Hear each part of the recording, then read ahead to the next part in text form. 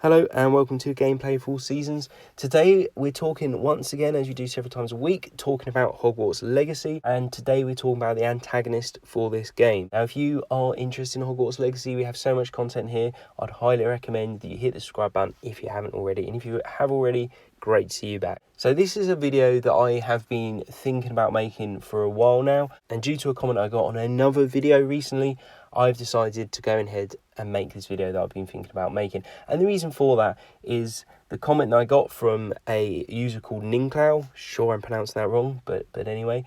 He's put forward a very eloquently written theory for who the antagonists for this game are going to be, which actually chimed quite closely with who I thought may be the antagonists for this game. So let's get into it then. And the whole theory actually goes back to something that happened in the Harry Potter series, which is the Rotfang conspiracy. Now, those of you who know lots about Harry Potter will know what that is, but for those of you who don't know what it is, effectively that is something that Luna Lovegood, you'll remember she had lots of conspiracy theories that her and her dad believed in, and other people potentially laughed quite a lot of them, and actually quite a lot of theories turned out to be true, the Deathly Hallows, etc, etc. There's a few examples there. And she revealed this conspiracy theory at the point when she was at a party. Harry said, "I'd like to be an Auror," and she revealed what this conspiracy theory was, which effectively made Harry laugh at her suggestion because he thought it sounded silly.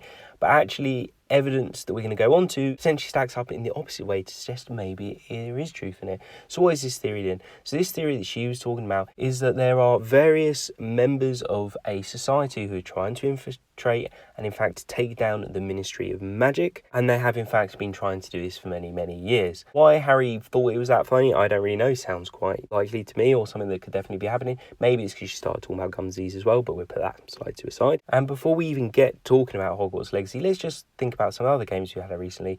So we've had Hogwarts Mystery. In Hogwarts Mystery, they had a mysterious society of people who were looking for the cursed vaults, which are all around Hogwarts, and they were known by a mysterious letter R. And then you have Wizards Unite, which is another game, and in that game you have something very similar. So in that game you have a mysterious society who are trying to take down the Ministry of Magic. They need your help, and they are called the Unforgiven.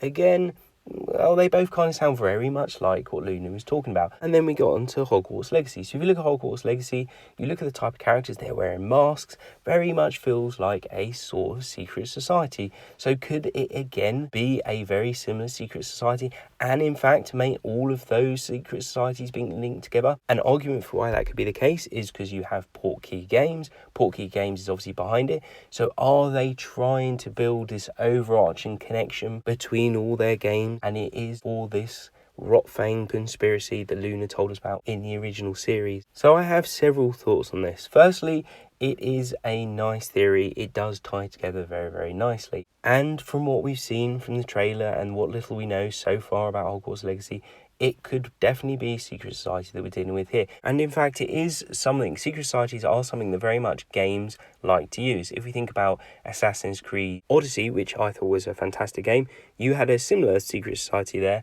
and you had all different rankings, and you slowly got towards the boss. And is that a good way to do things? It is a good way to do things, because you get all the lower level easy people to get to, then you get the captains, lieutenants, whatever you want to call them, and then eventually you get to the big boss right at the end. It is a tried and tested gaming way to have your antagonists that work. However, I do have one nagging thing in the back of my mind, which is I like the idea that all these games are tying in together, which definitely could be the case in what is happening.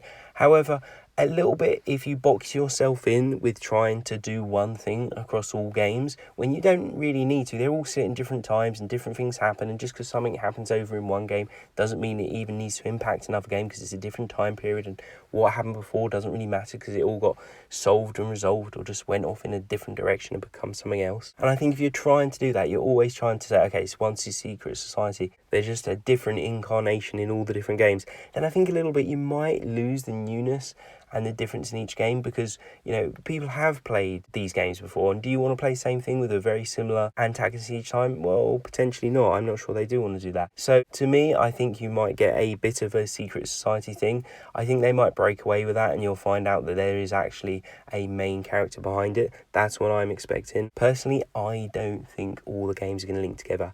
However, it would be really interesting to know what you guys think. Like, subscribe, and I'll see you on the next video.